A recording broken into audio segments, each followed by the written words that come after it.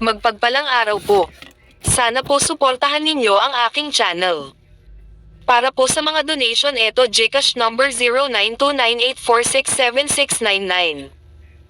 Para makapag-unlock pa tayo ng mga kabanata.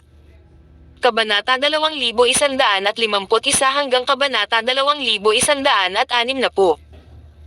Kabanata 2151. Matthew likas na tumayo sa harap ni Brittany nang makaharap ang mga hindi inanyayahang estranghero. Sino kayo? Nakalimutan na ba ninyong lahat ang nangyari sa mga lumabag sa Renew Pharmaceuticals noon? Mato nakahawak na ang kanang kamay sa hawakan ng espada habang nagbabala.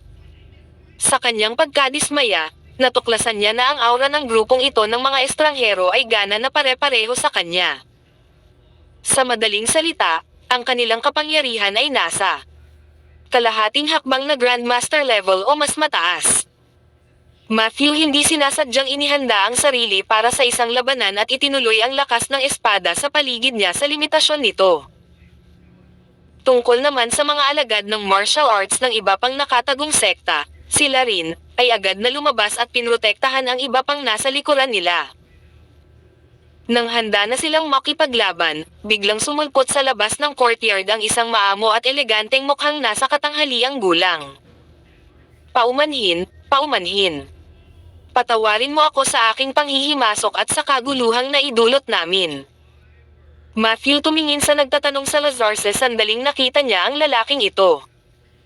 Gayunpaman, sa Lazar walang magawang umiling ang kanyang ulo, iminuwestre sa kanya na ang lakas ng kabilang partida ay higit sa kanya. Huwag matakot, kasama. Ako ang Nolan. Mr. Larsen, maaari ba akong magkaroon ng isang salita sa iyo? Malinaw na mga Matthew agad na nakaramdam ng pagre-relax sa Scar Ely matapos niyang marinig ang pagpapakilala sa sarili ng kabilang partido. Pagkatapos ng lahat, kung isasaalang-alang ang kanilang katayuan at lakas sa Cathay, ang mga Nolan ay hindi na kailangang dumaan sa gayong abala kung talagang gusto nilang harapin, Matthew. Gayunpaman, kailan lang matnuhahakbang na sana si Lola na nasa likod niya ay bigla siyang hinawakan. Matthew simpleng tapik sa likod ng kamay ni Lola, senyales na huwag mag-alala. Pagkatapos, sinundan niya ang middle-aged butler sa isang sulok na walang tao. Ang kabilang partido ay dumiretso sa punto, na nagsasabing, Mr. Si Larsen, ang aming young mistress, si Gianna Nolan, ay gustong imbitahan kayo ni Miss Brittany para mag-chat. Bagamat malumanay ang tono ng pananalita niya, may pahiwatig ang mga salitang kumawala sa mga labi niya matuna hindi nila tatanggapin ang hindi bilang sagot. Matthew hindi kaagad sumagot at sa halip ay nagtanong na may kaunting bigat sa loob, hindi naligtas ang lugar na ito, di ba? Sa sandaling itinanor niya iyon, tumanggo ng seryoso ang kabilang partido. Pagkatapos noon, Matthew naunawaan ang intensyon ng kabilang partido. Napagtanto lang ng mga Nolan na ang aking lakas lamang ay hindi na sapat upang magarantya ang kaligtasan ni Brittany sa Renew Pharmaceuticals sa ilalim ng gayong magulong sitwasyon. Kaya naman nilayon nilang ibalik si Brittany sa mga Nolan. Sige, kung ganoon. Mangyaring bigyan ako ng isang sandali. Habang nagsasalita siya, tumalikod siya at naglakad pabalik sa likod bahay. Bilang panganay na anak na babae ng pinuno ng mga Nolan, si Gianna ay kilala bilang perlas ng Bainbridge. Siya rin ay isang taong napakahusay na naglaro ng kanyang mga baraha sa buong Cathay. Kaya, walang duda na tumpak ang kanyang impormasyon. Higit sa lahat, tiyahin din siya ni Brittany. Bagaman matunay aatubili, kailangan niyang aminin na si Brittany ay magiging ligtas lamang sa ilalim ng proteksyon ni Gianna. Pagkatapos niyang ipaliwanag ang mga pasikot-sikot sa kanyang mga kasama, lumabas siya ng Renew Pharmaceuticals kasama si Brittany. Naghihintay na ang isang fleet ng Rolls-Royce sa labas mismo ng gate. Miss Brittany, Mr. Larsen, mangyaring sumakay sa kotse. Tahimik ng libingan ang sitwasyon sa sasakyan. Nakarating sila sa kanilang destinasyon nang huminto ang convoy.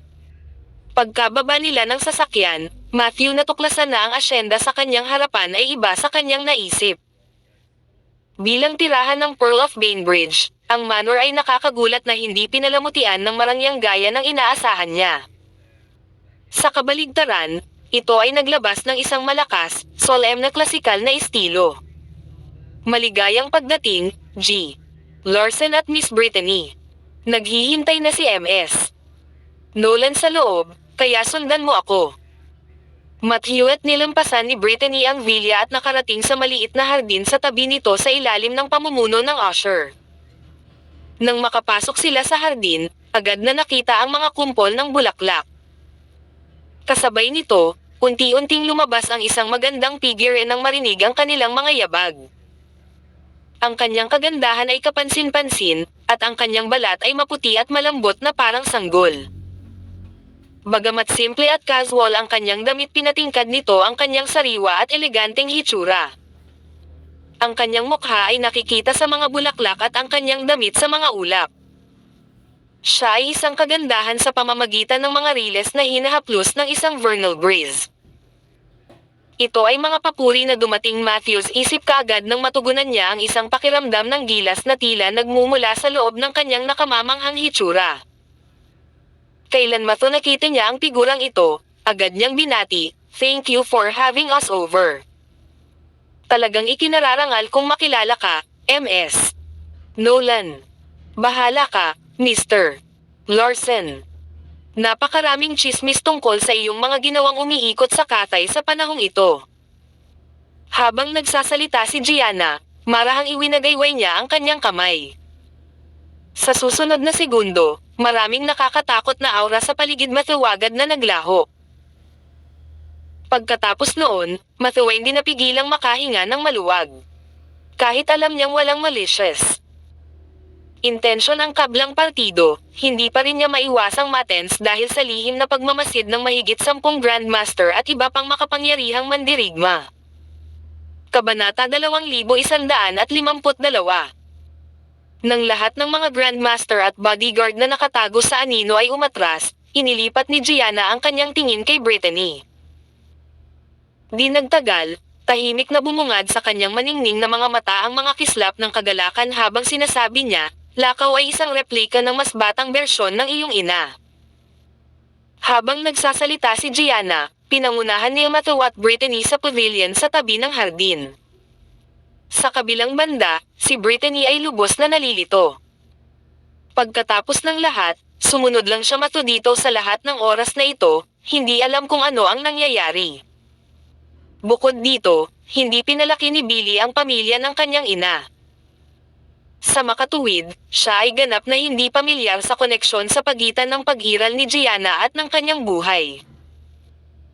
Gayunpaman, naramdaman ni Brittany ang isang hindi maipaliwanag na pakiramdam ng pagkakamag-anak kay Gianna mula nang itinoon niya ang kanyang mga mata sa babae.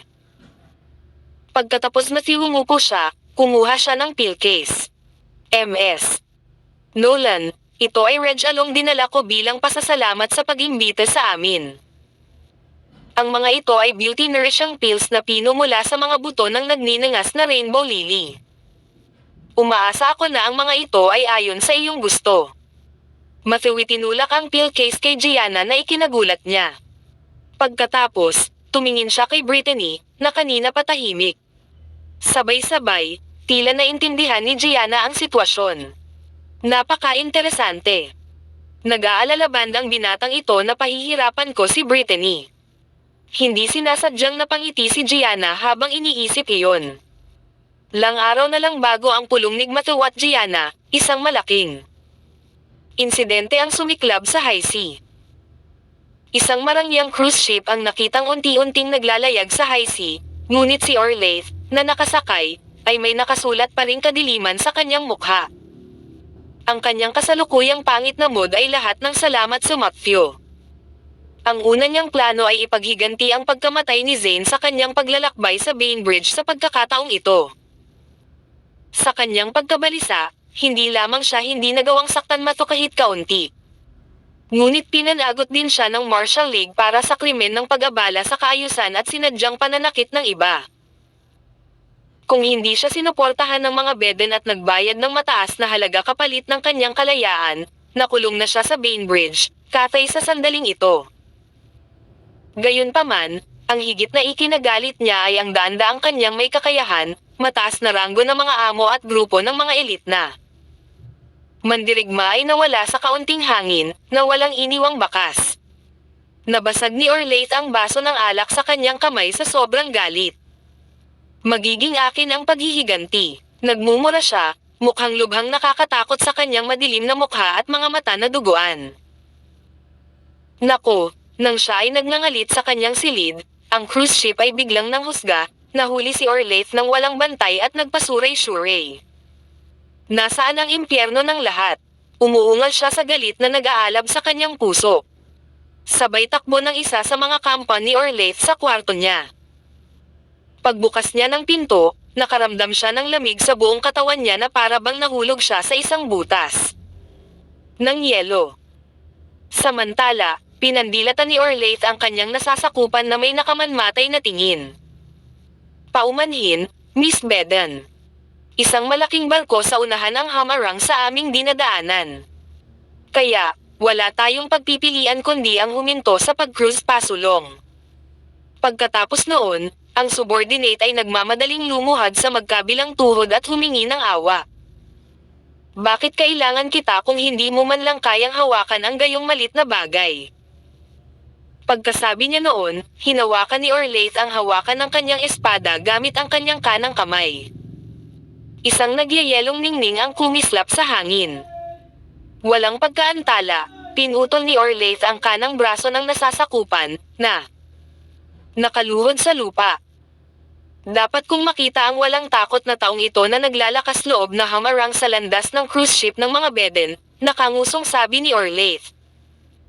Dahil doon, humakbang siya palabas, naiwan lamang ang subordinate na nawalan ng kanang braso sa silid. Napaungol na lang sa sakit ang kawawang kasambahay habang hawak niya ang kanyang naputol na braso. Pagdating ni Orlaith sa deck, nakita niya kaagad ang malaking barko. Ito ay isang napakalaking barko na may haba na higit sa 200 talampakan at lapad na humigit kumulang 50 talampakan. Ang halimaw na iyon ay nakaangkla din ng higit sa talampakan ang layo mula sa kanyang barko. Nang maalis niya ang kanyang mga mata mula sa barkong pandigma, agad niyang nakita ang isang lalaking kayumanggi ang balat na nakasuot ng balabal na humahampas sa simoy ng dagat. At isang mabangis na mukhang green phoenix na halos 3.3 talampakan ang tahimik na nakatayo sa kanyang ibabaw. Balikat. Ang mapupusok nitong mga mata ay tumingin sa paligid na parang espadang handang hamampes sa isang sandali. Sa sandaling iyon, isang matandang kasabihan ang sumagi sa isip ni Orlaith. Kabilang sa 367 species ng mga ibon at insekto, ang green phoenix ay kinoronahan bilang hari. At bilang hari ng mga ibon, imposibleng ipasakop sa iyo ang green phoenix kung hindi ka kampyon sa mga lalaki. Sa makatuwid, batay sa puntong ito, masasabi ni Orlaith na ang lalaking ito sa robe ay tiyak na malayo sa isang walang tao. Kabanata 2153. Tila may napansin ang lalaki na gumagala, kaya ibinaling niya ang kanyang ulo at matalim na sulyap kay Orlaith. Ang pag-iisang sulyap na iyon ay agad na nagparamdam kay Orlaith na parang may mabangis na hayop na nakatingin sa kanya. For a split second, nanginginig na ang buong katawan niya at napatigil lang siya nang mag-iwas ng tingin ang lalaki. Naramdaman agad ni Orlaith ang init ng ulo niya sa isiping napahiya niya ang sarili sa harap ng kanyang mga nasasakupan. At saka, kanina pa siya nag-aalburuto at ngayon, kasama ang suporta ng mga Beden, talagang itinaas niya ang mahabang espada sa kamay habang sumisigaw ng malakas, anak ng Ab-Asteristic. Iuto sa iyong Katie wala na patnubayan ang barkong ito at ilayo ang impyerno sa aking paraan. Kung hindi, susunugan ko ang hanggal mong barko. Medyo naging kampante siya nang makitang napalingon ang lalaki, sa pag-aakalang natakot siya sa kanyang kahanga-hangang aura. Nako, bago pa niya maligo ang sarili sa kagalakan sa loob ng ilang segundo, biglang tumalon ang ilang figure mula sa tapat ng battleship. At nang malapit nang mahulog ang kanilang mga katawan sa dagat. Bumaligtad sila, hinayaan ang kanilang mga paa na dumampi ng bahagya sa tubig bago sila naging bola ng kanyan at dumiretso sa cruise ship ni Orlaith. Siyempre, alam ni Orlaith na hindi sasakay ang kabilang partido para sa isang tea party, kaya sumigaw siya. Atake ng kaaway. Pumunta sa posisyon ng depensa. Gayunpaman, sa kanyang sorpresa, ang lahat ng mga nasasakapkan sa paligid niya ay bumagsak sa lupa at walang tunog na namatay sa sandaling ibinigay niya ang kanyang utos. Samantala, walang balak na tumigil ang mga kalaban matapos nilang maalis ang mga mahihinang ito. Kaya, mabilis silang nawala sa paningin ni Orlaith. Sa sumunod na segundo, narinig ni Orlaith ang mga hiyaw ng sakit sa kanyang cruise ship. Isang instant realization ang tumama sa kanya nang makita niya ito. Sinusubukan ng lalaking iyon na patayin ang lahat ng mga saksi. Mahigpit na hinawakan ni Orlaith ang espada sa kanyang kamay nang makarating siya sa conclusion na iyon. Sa wakas ay tumahimik ang paligid sa loob ng 10 paghinga. Sa sandaling ito, tanging ang pasulpot-sulpot na pagungol ng mga sigol na sinasabayan ng simoy ng dagat nang sumisipol sa kanyang buhok ang maririnig. Sa sandaling iyon, ang figure ng unahan ng barkong pandigma ay biglang bang! Tumalon sa hangin bago siya lumapag sa mismong cruise ship ni Orlaith. Agad na lumubog ang malaking cruise ship, at bumulwak ang napakalaking agos ng tubig dagat pagkatapos noon. Nang tuluyang huminahon ang sitwasyon sa cruise ship, natuklasan ni Orlaith na unti-unting lumulubog ang kanyang mahalagang barko. Kinailangan ko ng ilang taon ng pagsusumikap upang makuha ang cruise ship na ito. Nagamit ko lang ito nang wala pang kalahating taon. Paano niya lulubog ng ganito ang barko? Habang iniisip niya iyon, napalitan ng galit ang kanyang katwiran. Pinatay ninyo ang aking mga tauhan at sinira ang aking mahalagang barko. Mamatay. Hinawakan ni Orlaith ang kanyang espada sa magkabilang kamay at dumiretso sa ulo ng kalaban. Gayunpaman, ang mukha ni Orlaith ay naging malagim sa susunod na segundo, dahil ang kanyang kalaban ay walang kahirap-hirap na napigilan ang dapat na isang suntok na ibinuhos niya ang lahat ng kanyang lakas sa pamamagitan lamang ng 2 daliri. Bukod dito, ang kanyang espada ay tumangging gumalaw kahit gaano pa niya kadesperadong pilitin itong bunutin. Munting babae, itigil ang pag-aaksaya ng iyong enerhiya, sabi ng lalaki. Pagkatapos, marahan niyang pinagpag ang kanyang braso, at ang talon na nahuli niya kanina ay agad na nabasag sa malilit na piraso. Nakatingin lamang si Orlaith na may gulat na mga mata habang ang kanyang naputol na talon ay nahulog sa lupa na may malilit na plinks. Nanlamig ang buong katawan niya habang nasasaksihan ang eksenang ito. Lalaking ito. Ang aking espada ay hindi ordinaryong talam. Ito ay huwad mula sa pinong bakal. Hindi lamang ito napakatigas, ngunit ito rin ay lubhang matalas. Gayunpaman, ang gayong tibak ay kasing rupok ng isang itlog sa harap ng bago pa man siya makabawi, tila walang balak ang lalaki na magpakita ng awa sa kanya. Paimpol niyang itinaas ang kanyang paa at sinipa si Orlaith, pinalipad siya sa deck. Kasabay nito, nanginginig ang mga pakpak ng Green Phoenix sa balikat ng lalaki. Pagkatapos, lumipad ito sa kanya na parang kidlat ng berdeng kidlat. Sa susunod na sandali, si Orlaith, na nasa himpapawid, ay nakaramdam ng sakit sa kanyang mga balikat bago siya pinabalik ng isang malakas na puwersa sa lalaki.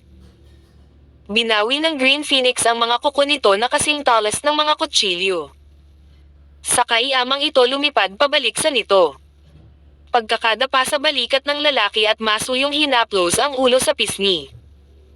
Sa sandaling ito, malubhang nasugatan na si Orlaith. Nahihirapan niyang pinunasan ang dugong tumutulo sa gilid ng kanyang bibig at naiinis na nagtanong, "Sino ka?"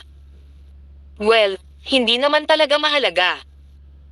Hahabulin ka ng lahat ng puwersa sa buong dagat, at ibabalik ka sa isang sulok sa hinaharap kung ako, si Orlaith Beden, ay mamamatay dito ngayon." Kabanata 2154. Matapos marinig ng lalaki si Orlaith na magsalita, Ang una ay walang ekspresyon na lalaki sa wakas ay nagpakita ng isang pahiwatig ng isang bagay na malapit sa pangungutya sa kanyang mukha. Oh, little girl, gusto ko talagang malaman kung paano mo gagawin ang isang tulad ko, si Martin Newman, na maibalik sa isang sulok. Martin Newman, ang hari ng Rivnia. Nang marinig niya ang pagkakakilanlan ng lalaki, nawala ang anumang kislap ng mga mata ni Orlaith habang namutla ang mukha nito sa matinding kawalan ng pag-asa. Narinig ng lahat sa industriya ng maritime ang sikat na kasabihan, si Martin Newman ang laging may huling desisyon tungkol sa anumang bagay tungkol sa Rivnia. Ang salawikain na si Martin Newman ay hindi lamang nagkaroon ng hindi maarak na mga kasanayan, ngunit siya rin ay nagtataglay ng napakalaking at kahangahangang kapangyarihang pandagat. Mayroong daan-daang mga cruise ship, marami sa mga ito ang aktwal na naghohost ng mga sugal at black market. Ang kanyang mga fleet ng mga barko ay sumikop sa higit sa kalahati ng mga daluyan ng dagat sa mundo. Kasama ng kanyang malalaking fishing fleets, mayroong libu-libong barko na nasa ilalim ng kanyang pangalan. Mayroon din siyang pagmamayari ng 12 ng mga isla. At pagkatapos ng lahat ng mga taong ito ng pag-unlad, ang impluwensya ni Martin ay kumalat pa sa malayo sa silangan. Pakiramdam ni Orlaith ay parang natapakan niya ang isang paa sa loob ng kabaong sa sarili niyang kusa at sa wakas ay naunawaan niya ang kanyang sitwasyon. Malapit na siyang mamatay. Panginoong Martin, patawarin mo sana ako. Maawa po kayo. Habang siya ay sumisigaw sa dalamhati, iniunat niya ang kanyang dagwang kaliwang kamay at nagmakaawa sa kanyang buhay. Nang lumabas ang mga salita sa bibig niya, huminto si Martin, na malapit ng wakasan ang kalunos-lunos niyang munting buhay. Nakapatay na siya ng hindi mabilang na tao, ngunit ito ang unang pagkakataon na nakakita siya ng miyembro ng pamilyang Beden na humihingi ng awa. Hindi ba sinabi ng kanilang pamilya na sila ay gawa sa bakal at hindi kailanman luluhod sa harap ng sinuman? Na mas gusto nilang magpakamatay kaysa humingi ng awa. Hindi kaya napadpad ako sa isa sa kanilang bihirang lily-livered weaklings. Sa isiping iyon, naghari si Martin sa kanyang mamamatay tao na aura. Agad na tinawag ang mga paramedic sa pinangyarihan. Uminom si Orlaith ng isang elixir, at agad na gumaling ang kanyang mga sugat. Ang mapatla niyang mukha ay unti-unting nagkaroon ng tilamsik ng kulay. Fine, since nagsumamo ka na para sa buhay mo, ililibre kita kahit minsan lang. Gayunpaman, umaasa ako na ikaw ay magiging isang karapat-dapat na pamumuhunan. Ayokong sayangin ang effort ko sa mga walang kwentang nobodies. Kahit na ang boses ni Martin ay ganap na kalmado at walang awa, ito ay may malakas na hangarin sa pagpatay. Kung ang sagot ng babae ay hindi nasiyahan sa kanya, mamamatay siya sa lugar. Naunawaan ni Orlaith ang buong sitwasyon. Nang maisip niya ang buong pangyayari at kung paano nagsimula ang lahat. Kung hindi dahil sa Matthew, hindi siya pupunta sa kabiserang lungsod, lalo pa sa ganong estado. Kaya naman, sa sobrang sama ng loob ay dumura siya. Panginoon Martin, kung ipahiram mo sa akin ang iyong tulong upang maalis ang isang tao, ako, si Orlaith Beden, ay gagawin ang lahat sa aking makakaya upang suportahan ka sa anumang mga pakikipagsapalaran na nasa isip mo. Simula ngayon, isusumpa ko ang aking walang hanggang katapatan sa iyo, at ikaw lamang, Panginoong Martin. WHO. Ang Hari sa Timog, Matthew Larsen. Sinirit niya ang pangalan nito sa pamamagitan ng nagngangalit na mga ngipin. Marahil siya ay higit sa lahat ay hinimok ng kanyang takot sa makapangyarihan, kaya ang tanging magagawa niya ay magalit Matthew. Sa wakas ay nagpakita na rin ng emosyon si Martin sa kanyang mukha. Sa totoo lang, wala siyang pakialam sa buhay at kamatayan ng babae, at tiyak na hindi mahalaga kung sa Beden family o sa nagmula siya Creighton family. Sila ay nasa mataas na dagat, kaya walang makakaalam kahit na siya ay namatay sa kanyang mga kamay. Isa pa, lalo siyang nakaramdam ng paghamak nang marinig niyang binanggit nito ang Beden family kanina. Bukod dito, hindi pa ganoon katagal mula nang tumanggi ang kanilang pamilya na ibigay ang pagmamay-ari ng isang isla sa Marshall League upang mapanatili si Olerth. Siya, si Martin Newman, ay lumahok din sa insidenteng iyon. Kaya, hindi sapat ang kapangyarihan ng pamilyang iyon para matakot ang hari ng Rivnia. Gayunpaman, nang ipahayag ni Olerth Beden ang kanyang pagpayag na sundan siya hanggang sa dulo ng Earth, biglang nagkaroon ng magandang ideya si Martin. Oo naman. Inumin itong 100 days heart-stopping pill. Pagbaba ko Matulursen, ikaw ang magiging especially iya ko sa silangan, sabi nito habang naghagis ng tableta sa kanya. Si Olerth ay talagang walang silbi sa kanya. Kahit sino sa kanyang mga subordinate mula sa Marshall League ay mas mahusay kaysa sa kanya, at tiyak na mas matapang kaysa sa kanya.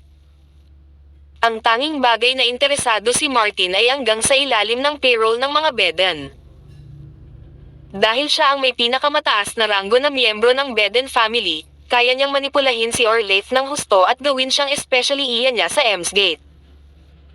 Siyempre, siya ay walang iba kundi isang dispensable na sanglaan, na madaling maalis kapag siya ay nabuhay na iampus sa kanyang expiration date. Kung hindi niya makumplito ang kanyang mga kahilingan sa kanyang kasiyahan, ito ay magiging masama para sa kabilang partido. Ang kanyang mga piteng, sa silangan ay matagal nang nagugutom. Ang babaeng ito ay bata at maganda, na magiging isang mahusay na merienda para sa kanyang mga potting. Kabanata 2155. Tungkol naman sa Matthew, bahagyang naintriga si Martin sa malaking halaga ng tubo na iyon Matthew ay gumamit ng kanyang reconstruction pills. Iyon ay hindi upang sabihin na siya ay hindi natukso, malayo mula dito kahit na. Ganun pa man, wala pa rin talaga siyang isip na pansinin ito hanggang ngayon. Ngayong dadalo na siya sa Marshall League sa pagkakataong ito, magagawa niya ng maayos ang dalawang bagay, papatayin ang dalawang ibon gamit ang isang bato. Kaya, bakit hindi siya dapat magbigay ng isang kanmay bilang ito ay?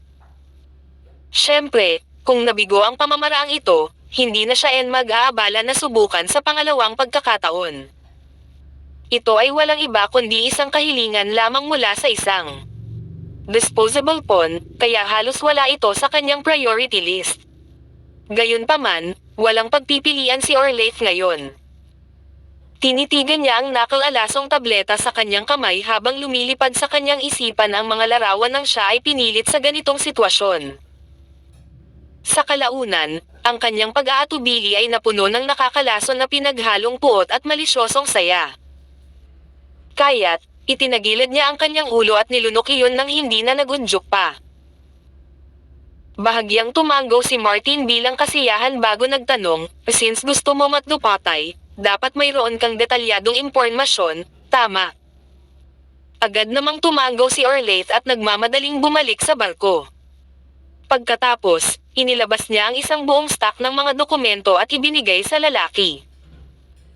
Ito ang natanggap ko mula sa manga koneksyon ko sa Cathay nang utusan ko silang magsagawa ng masusing investigasyon Matthew. Binaliktad ni Martin ang mga dokumento at ang mga sulok ng kanyang mga labi ay kumaibot sa isang mapang asar ng ngiti. Kaya, ito ang ibig niyang sabihin ng detalyadong impormasyon nang siya ay nag-imbestiga Matthew, gaano kakaiba. Sa isiping iyon, itinaas niya ang walang kwentang babae sa kanyang balikat bago siya mismo tumalon mula sa lumulubog na barko. Nang makabalik na sila sa barkong pandigma ni Martin, tinawagan niya si Olerth, na ginagamot ang mga sugat nito, upang magtanong tungkol sa mga kamakailang isyu tungkol sa karagatan. Mayroong ilang mga ulat ng Walking Dead, na gumagala sa mga tiwangwang at walang nakatira na mga isla kamakailan. Bago ito, naghinala siya na may kinalaman ito sa Emsgate. Nako, pagkatapos niyang tanungin ang babae, napagtanto niyang napakawalang kwenta nito na hindi man lang niya narinig. Kaya, sumuko si Martin na maghanap ng mga pahiwatig mula sa iyong puso. Matagal na pause bago niya ipinagpatuloy ang pag-flip sa file na nasa kamay niya. Lumipat ang mga galaw sa kanyang isipan habang mabilis niyang binasa ang ulat. Sa wakas, tinapik niya ang kanyang mga daliri sa coffee table bago inutusan ang kanyang mga subordinate, invite the head of the Dameron family and Master Levi. Sabihin sa kanila na humiling si Martin Newmont ng madla kasama nila, kaya inimbitahan ko sila sa dagat para makipag-chat. Lumakas ang boses niya sa buong kwarto. Nanalo ang ilan sa kanyang mga nasasakupan ng maibigay ang utos.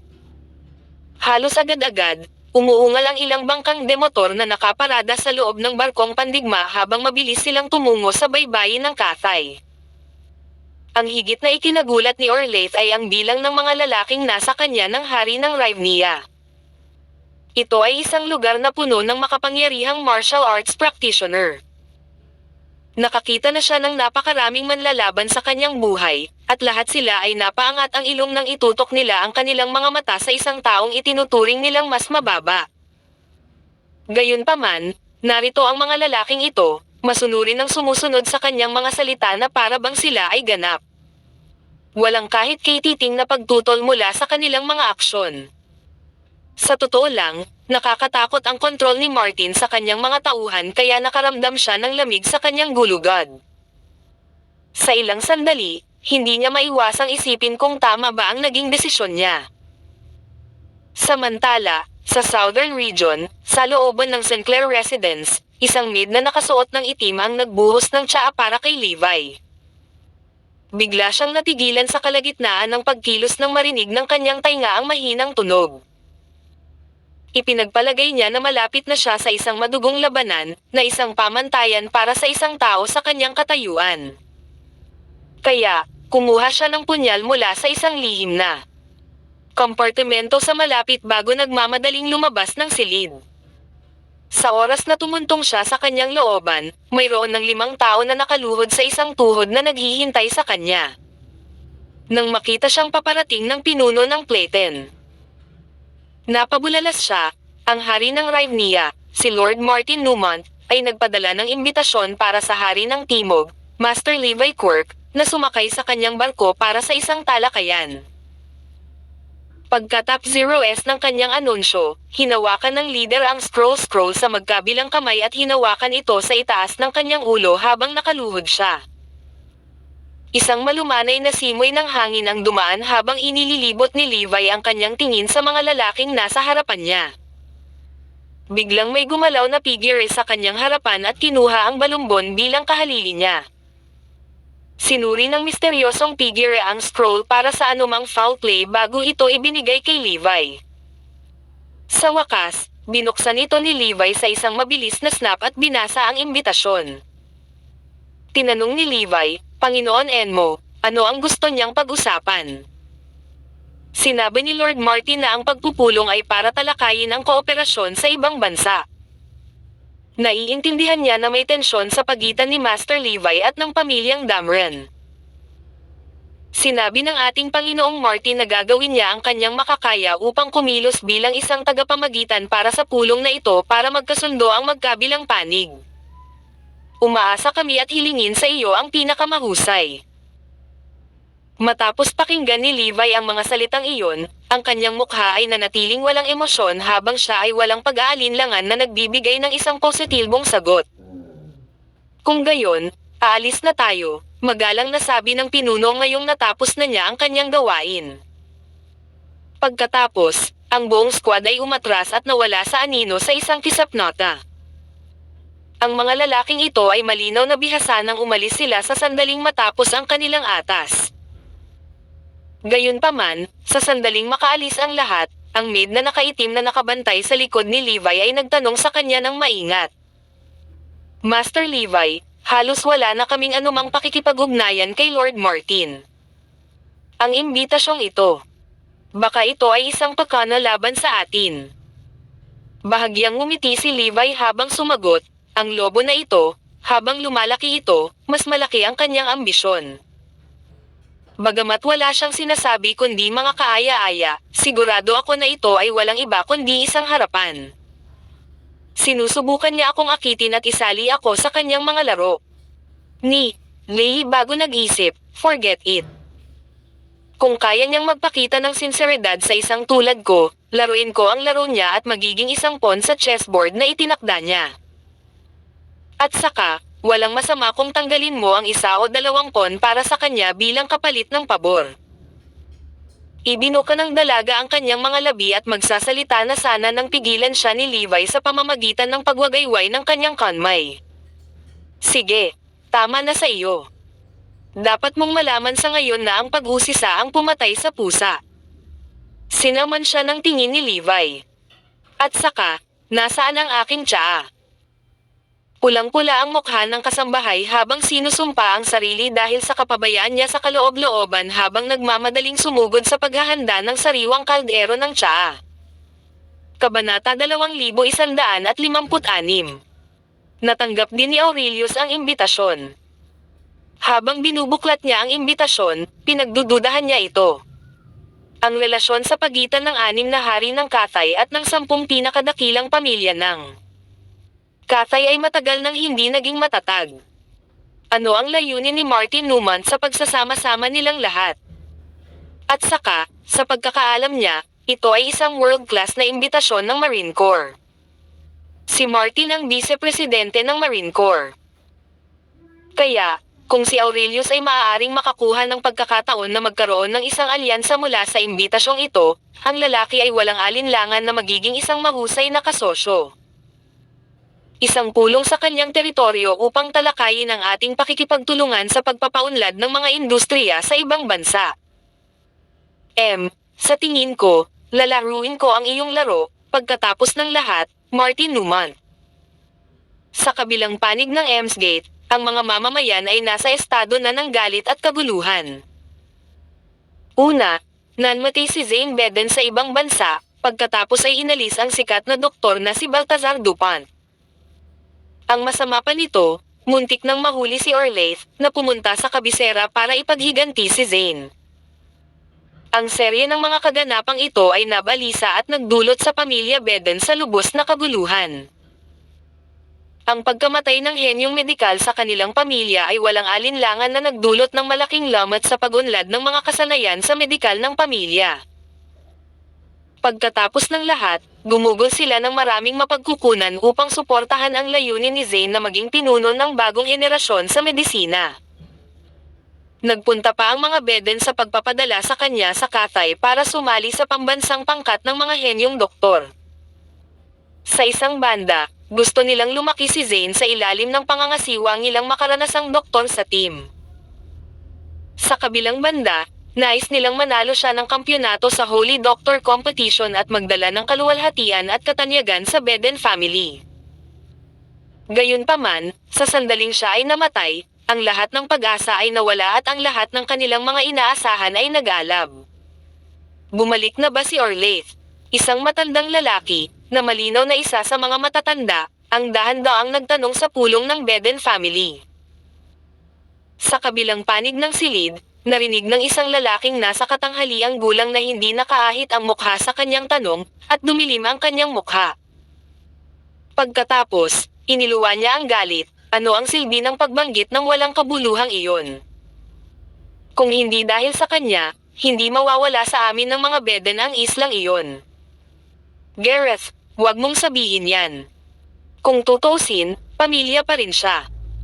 Kung tatanggi tayong tumulong sa sandaling may nangyaring mali, hindi lamang ang ating mga kilos ay lalong masisira ang ating reputasyon, kundi mawawalan din tayo ng tiwala na ibinigay sa atin ng buong pamilya.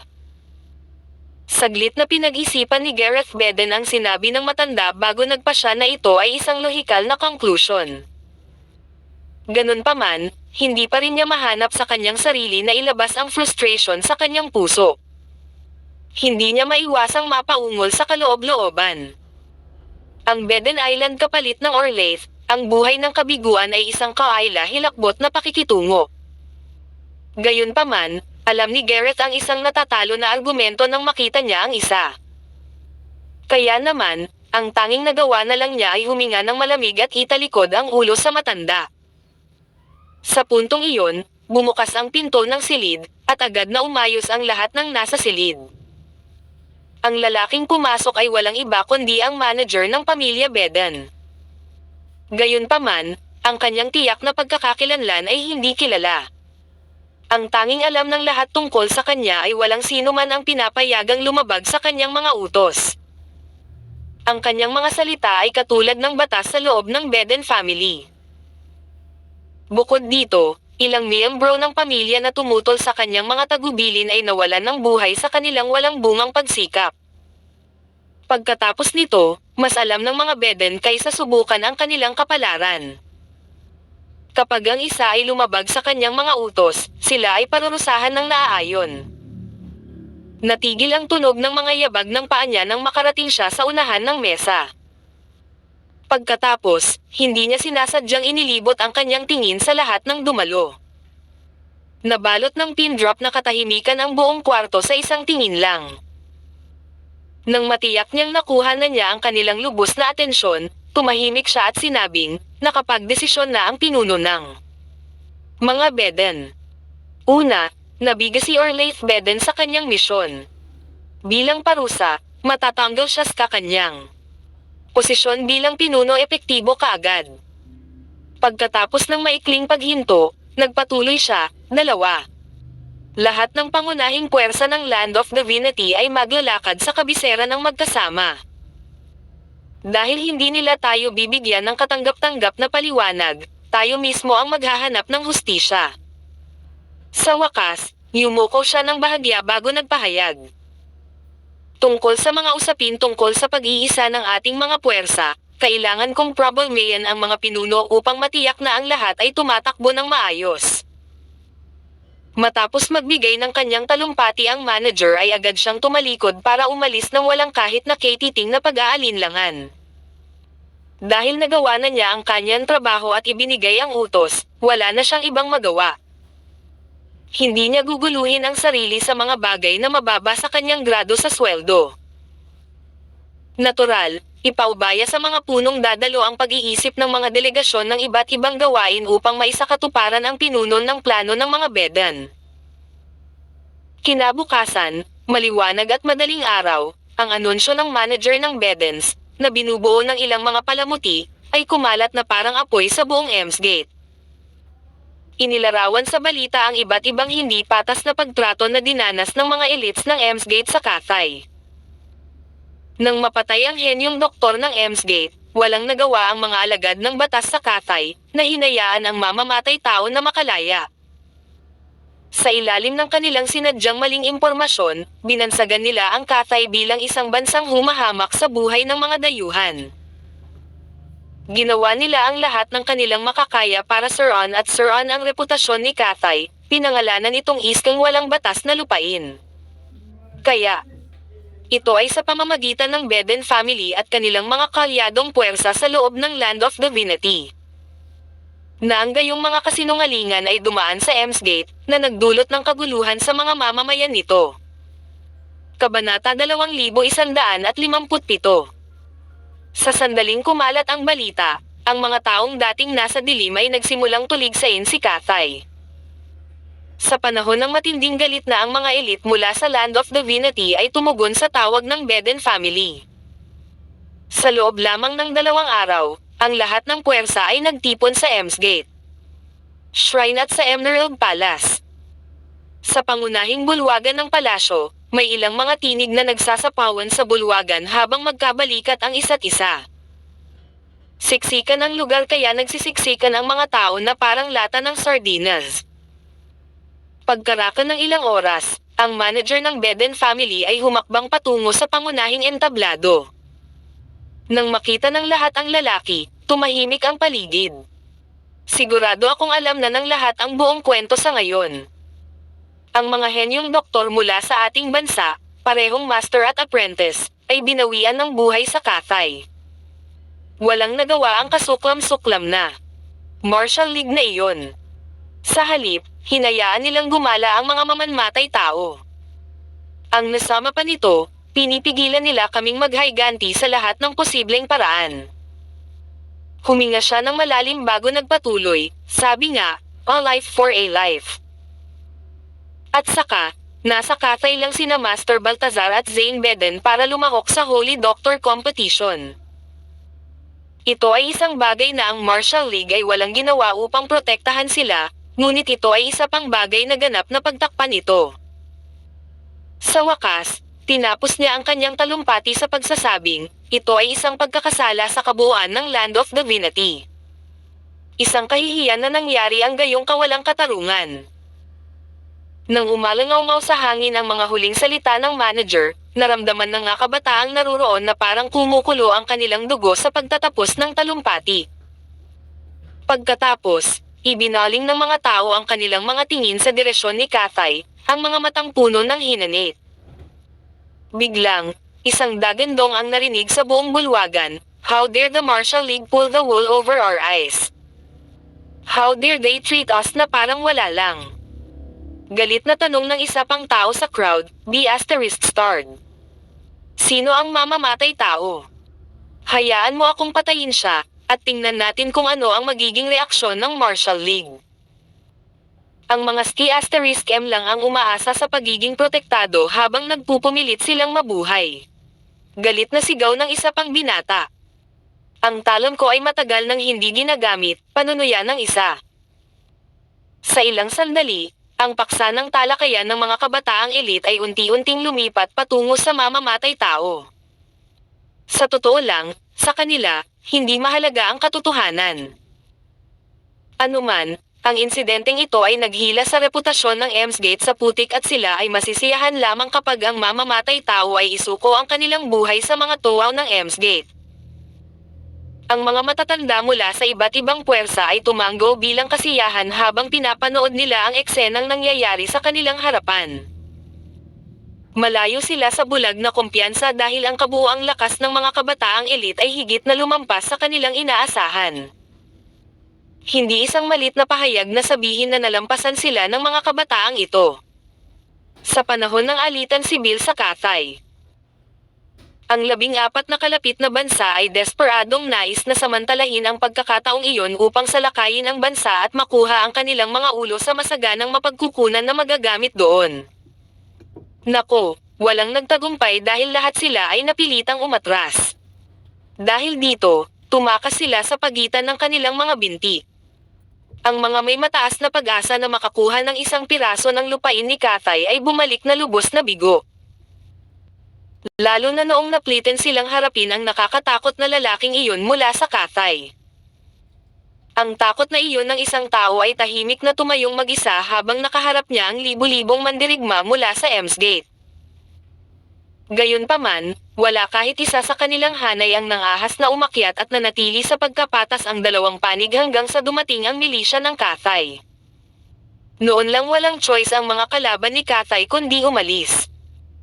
Kung hindi pa nararanasan ng isang tao ang eksenang iyon, hinding-hindi malalaman ang nakakakilabot na aura ng lalaking iyon. Siyempre, sa kanila, ito ay isang kahihiyan na tumagal sa buong kasaysayan nila. Ito ay isang madilim na oras para sa kanilang lahat. Gayunpaman, maaari na nilang kunin ang gininto ang pagkakataong ito para hugasan ang kanilang nakakahiyang nakaraan. Sa sandaling ito, tumayo ang isang elder mula sa Golden Sword Sect. Manager Beden, talagang kasuklam-suklam at kasuklam-suklam ang ginawa ng Martial League. Gayunpaman, sigurado ako na lahat ng nakatipon dito ngayon ay sasali sa hanay. Sabihin mo lang kung ano ang gusto mo sa amin. Kami, ang Golden Sword Sect, ay lubusang makikipagtulungan sa iyong mga plano. Malakas na landmarkers ang boses niya mula sa kinatatayuan niya, umaalingaw-ngaw sa buong venue. Agad na nabaling ang atensyon ng lahat sa head council nang ibinaling nila ang tingin sa lalaki. Ang mga taong nakatayo sa paligid niya ay likas na lumayo sa kanya. Bagamat ang lalaki mula sa Golden Sword Sect ay hindi natalo sa mga tuntunin ng swordplay, siya ay napakasama rin ng ulo. Madali siyang Mayrita, at isang sulyap lang sa isang masamang araw ay sapat na para maalis niya ang kanyang talam. Kung makakapagtago sa ganyang tao, mas mabuting magtago na lang kaysa harapin siya. Masyado lang siyang delikado. Sa puntong ito, natahimik ang lahat ng kabataang elite. Napatitig ang mga mata ng audience kay Manager Beden. Bahagyang napangiti ang mga sulok ng bibig ng manager. Pagkatapos, bahagya siyang umubo bago nagsalita, Hindi mo ba iniisip na ang pakikipaglaban o pagpatay ay medyo walang ingat? At saka, hindi ba partikular na masigla si Katay sa panahon ng taon? Gawin natin itong mas masigla. Natigilan siya saglit nang sumili ang nakakatakot na kinang sa kanyang mga mata. Pagka Top 0S, naglalaro siyang gumuhit. Dahil ang kanilang martial league at ang kanilang medical practitioner competition ay pareho ng puspusan. Maaari kaming sumali sa ilalim ng pagkukunwari ng pagbabahagi ng aming mga karanasan sa martial arts at medikal na pananaliksik.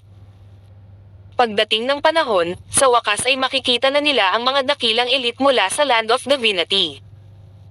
Ipakita sa kanila na ang ating Land of Divinity ay hindi mapapahiya. Lalam sa kanila na ang nakababatang henerasyon ng Katay ay hindi kailanman may kukumpara sa ating bansa. Anunsyo niya na may malisyosong ngisi na naglalaro sa gilid mong labi niya. Seryoso ang tingin ng manager sa kanyang nabighani na madla bago seryosong nagtanong, may tiwala ka bang ipaglaban ang Land of Divinity? Ang ilang mga salitang iyon ay matagumpay na nagpasiklab agad sa sigasig ng lahat. Kabanata 2158. Ang mga kabataang elite sa meeting ay pawang mga henyo sa kanilang sekta at pamilya. Kaya naman, nang maharap sila sa tanong ng direktor, lahat sila ay nabuhayan ng loob. Ang kamay na bakal ng dakilang Octavian ay gagawin silang isang splatter. Tumayo ang isang binata, puno ng sigla. Tumayo ang isa pang binata, na ginagaya ang sigla ng kausap. Mga kapatid mula sa Sky Palace, paghandaan natin ang ating paglalakbay. Ipakita natin sa mga duwag ni Katay kung ano ang tunay na lalaki. Ano ang tunay na martial arts? Ang isa pang binata ay bumangon, na bumubulalas, kami, ang Manga Mavericks, ay sisirain ang kanilang pagtitiwala sa higit sa isang paraan.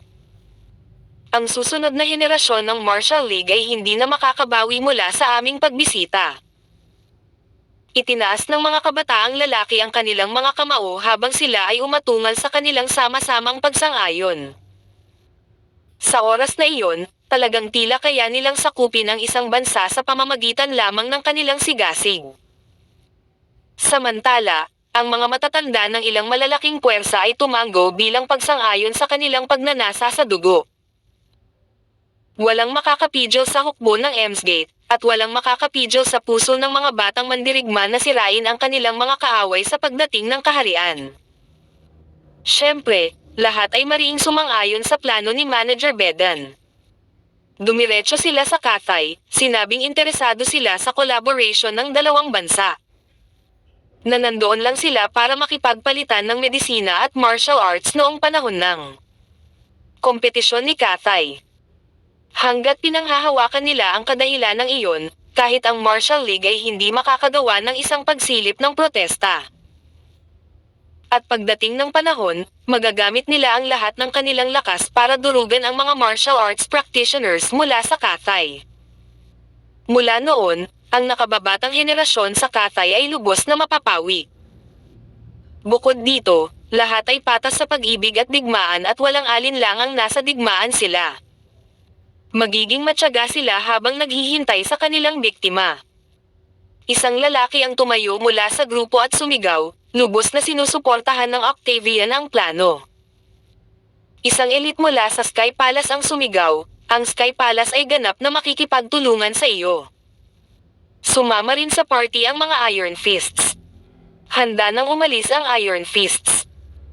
Ngayong nagkasundo na ang lahat at gagawin ng bawat sekta at pamilya ang iyahat ng kanilang makakaya upang suportahan ang pagpapatupad ng pamamaraang ito, ang tagapamahala ng pamilya Beden ay agad na nagbigay ng tagubilin pagkatapos ng pagtuturo para sa bawat isa at lahat na dapat sundin.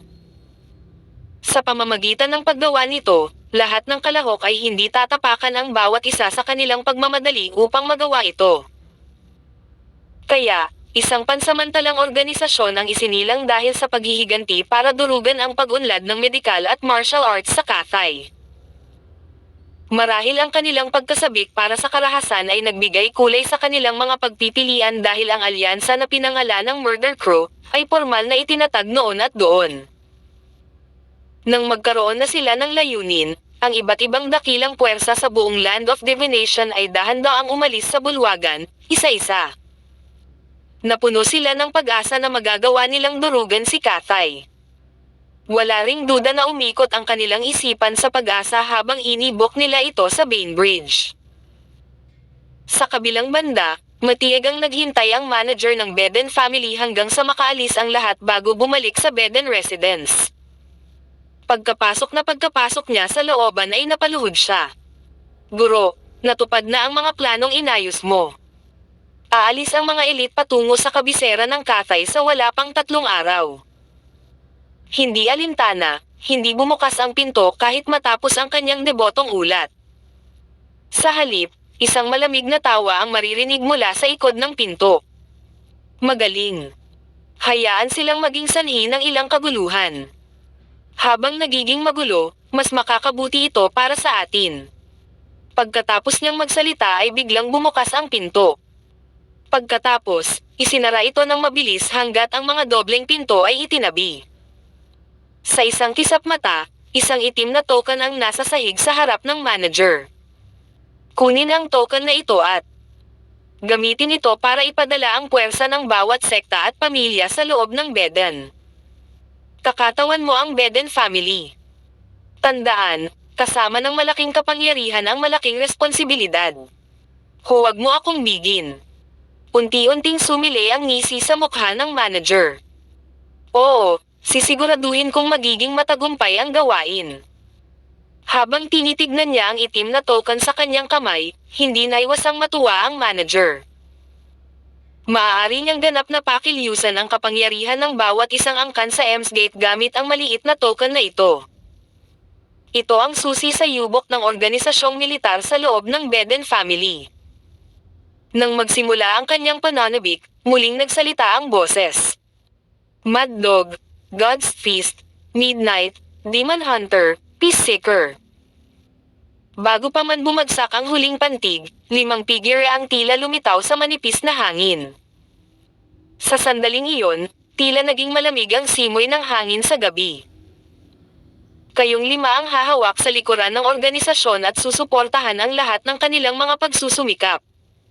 Tandaan, magdulot ng kabuluhan. Gawin ang ulan ng apoy kung kailangan mo. Mas mabuti na ang buong atensyon ni Cathay ay nasa iyo." Walang kahit kititing na pag-aalinlangan habang sabay-sabay silang sumagot, "Yes, sir." Pagkaraan ng ilang oras, ang karamihasyam sa mga dakilang puwersa sa Ems Gate ay nagpadala ng kanilang mga elite upang magtungo sa Bainbridge kasama ang Beden family na nangunguna. Ang pangunahing puwersa ng Murder Crew ay ang Maddox Alliance at ang Night Force Union. Ang iba pang miyembro ay mula sa Snyaekos, Fargway, Kirtligwa, at marami pang ibang rehiyon. Bilang pinuno ng plano, ang Beden family ay nagpadala ng higit sa kalahati ng kanilang militia para sa pakikipagsapalaran na ito lamang. Kabilang dito ang 15 organisasyon tulad ng Golewi United, Demon's Fist Association, Yemero, Midnight Alliance, Supernatural Guild, God of War Association, Peaceseeker Union, Babushka Clan, at iba pa. Samantala, ang Hidden World Sect ay mayroong The Great Octavian, Sky Palace, Iron Fists, Mavericks, ang Golden Sword Sect, at One Bird Clan na nagkakaisa bilang isa. Nang dumating ang oras, ang mga barkong patungo sa Cathay ay sabay-sabay na naglayag. Ito ay isang madilim na araw na may kalangitan na puno ng mga ulap na nagpapahiwatig na may isang bagyo sa abot tanaw. Nataranta ang mga sigol nang tumakas sila pabalik sa kanilang mga pugad. Ang mga bagzo ng hangin ay gumawa ng malalaking alon sa ibabaw ng dagat. Ang mga alon ay hamampas at bumagsak sa mga bangin na parang alam na ito ay nagdadala ng galit na puwersa sa loob ng mga hangganan ni Cathay. Kabanata 2159. Sa gazebo, sa wakas ay pinili ni Gianna na sabihin kay Brittany ang totoo. Namatay ang nanay mo pagkapanganak sa iyo. Ang mga taon na ito ay mahirap din para sa iyo. Habang nagsasalita siya, bahagyang lumuwa ang mga mata niya. Ang pag-ibig sa pagitan ng magkakamag-anak ay tiyak na isang baklod na hindi maaaring putulin kahit nasa harap ng kamatayan. Kaya naman, kahit na lumipas na ang maraming taon, nakikita pa rin niya ang kanyang kapatid na masayang nakangiti sa kanyang mga alaala. Siyempre, pagdating sa katotohanan sa likod ng pagkamatay ng kanyang kapatid na babae, binaliwala lang ni Gianna ang bagay na iyon. Hindi niya nakita ang pangangailangan sa pagbanggit sa away sa pagitan ni Billy at ng pamilya Nolan. Ginawa lang niya ito para ma-digest ni Brittany ang impormasyong ito nang hindi masyadong nabalisa. Sa kasamaang palad, kahit na ang kanyang mga salita ay mabait at banayad, ang isip ni Brittany ay lubos na magulo. Hindi niya akalain na ang matikas at mayabang na babae sa kanyang harapan ay ang kanyang tiyahin.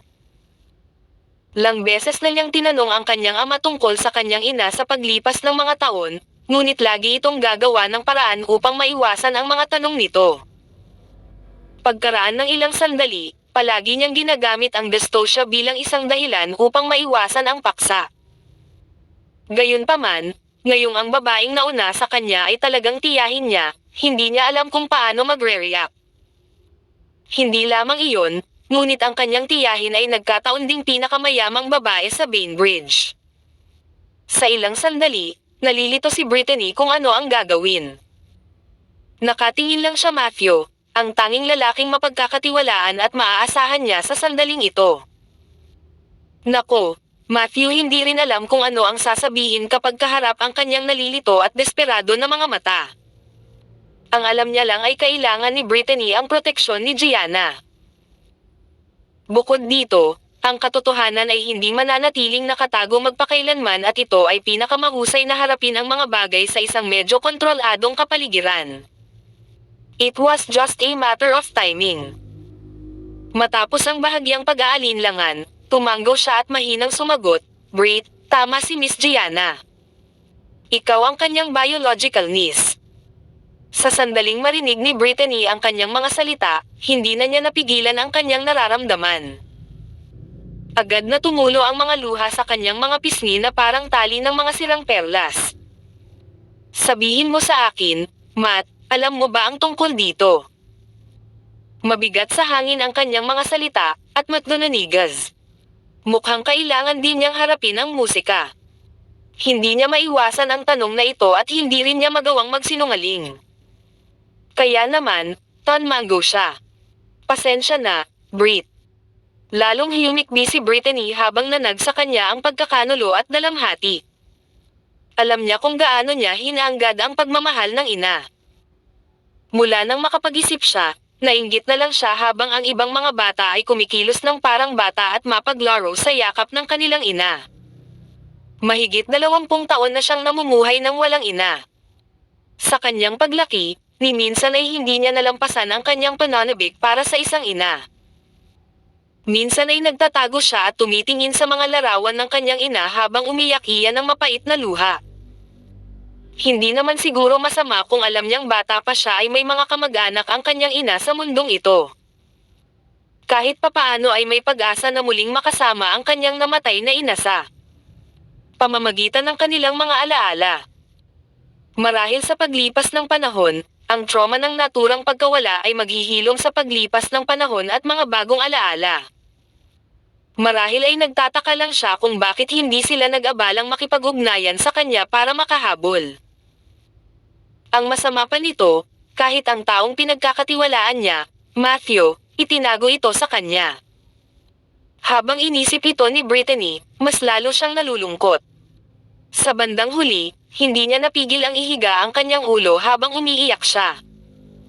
Ang reaksyon niya ay lalong nagpahirap sa dalawang tao sa gazebo. Sa kasamaang palad, ang ilang mga bagay, bagaman malupit, ay kailangang harapin. Matthew dahan-daang bumangon at sa una ay gusto niyang aliwin si Brittany. Gayunpaman, nang hawakan niya ang balikat nito, marahas siyang itinulak sa tabi. Kaya, maaari na lamang niyang bumaling kay Gianna bilang pagbibitiw. "MS. Nolan, natatakot akong iwan ko siya sa pangangalaga mo pansamantala." Malungkot na ngumiti si Gianna. "Siyempre. Sa simula pa lang ay plano ko nang gawin iyon. Sige, dapat kang magtungo sa trabaho.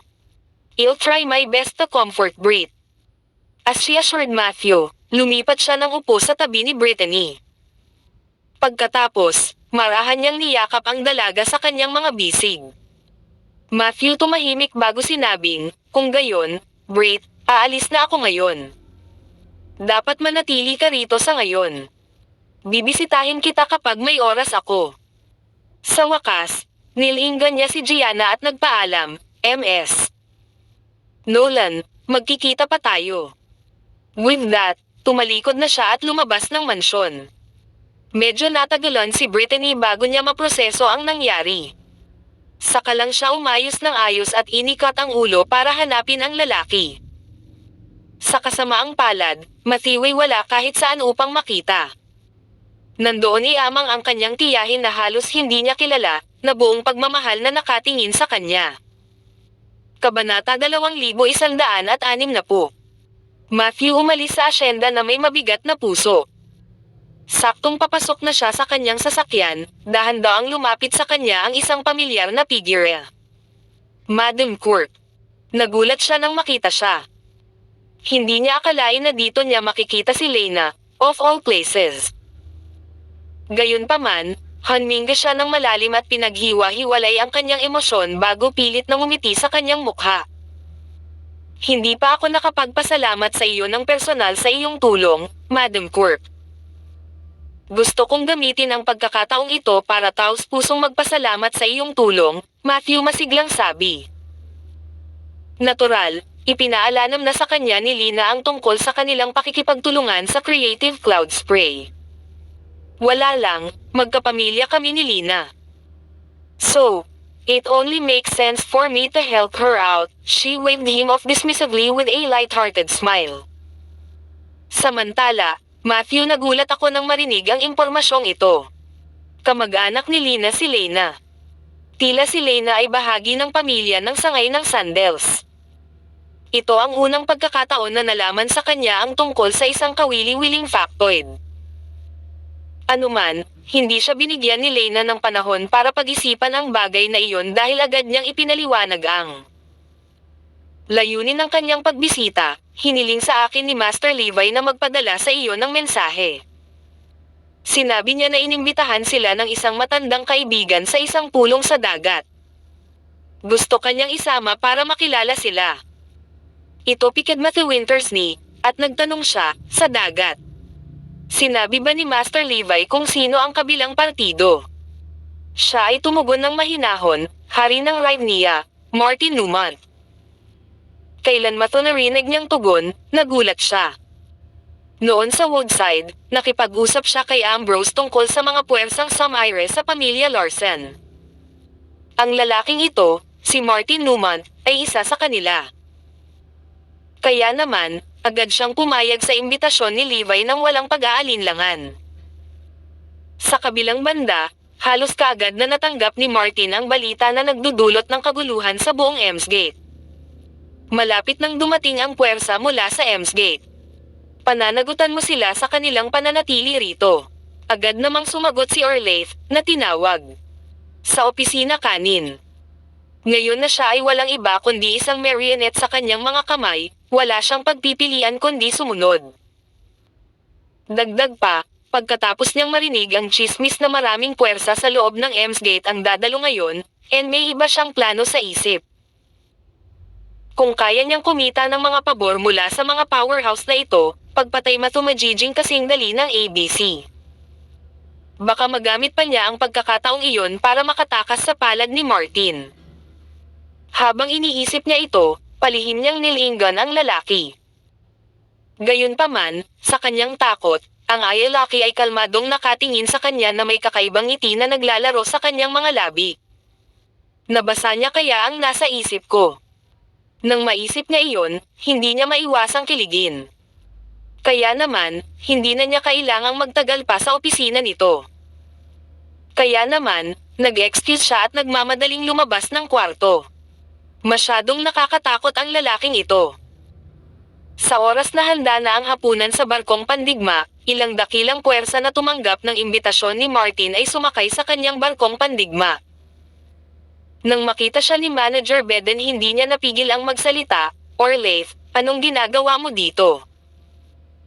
Ayon sa mga panuntunan ng Beden family, dapat ay nakauwi na siya para umamin ng guilty at tanggapin ang kanyang parusa sa ngayon. Samantalang si Orlaith ay composed nang makita niya ang manager. Iyon ay dahil naisip niya ang ganoong senaryo na ginaganap kanina. Kaya natural, napanatili niya ang kanyang poise habang sumagot, "Manager Beden, natatakot ako na sa aking pagbabalik, inatake ako ng mga pirata. Sa kabutihang palad, iniligtas ako ni Mr. Newmont. Kaya, nagpa siya akong tulungan siyang ihatid ang mga elite mula sa Land of Divinity patungo sa kanyang barko bilang bayad." Nang marinig ni Manager Beden ang kanyang kwento, hindi niya naisip na alamin ito. Napailing na lang siya sa pagkabigo at bamantong hininga, "Pirata attack. Miss Orlaith Beden, hindi mo talaga alam kung paano gawin ang iyong sarili." Hinintay siya ni Orlaith na umalis habang nakatayo siya roon na may pag-aalipusta sa kanyang mga mata. Siya ay palaging isang mapagmataas na babae. Kaya, kailan pa siya napahiya ng mga taong nakapaligid sa kanya ng paulit-ulit. Ang host, si Martin, sa wakas ay lumabas ng dahan-dahan papunta sa entablado na may green phoenix sa kanyang braso sa ilalim ng anticipatory na titig ng lahat. Sa puntong ito, nakatuon ang atensyon ng lahat sa lalaki. "Maligayang pagdating, kayong lahat na magagaling na mandirigma ng Emsgate. Isang karangalan na narito kabilang aking mga panauhin. Ako ang iyong host para sa gabi. Martin Newmont."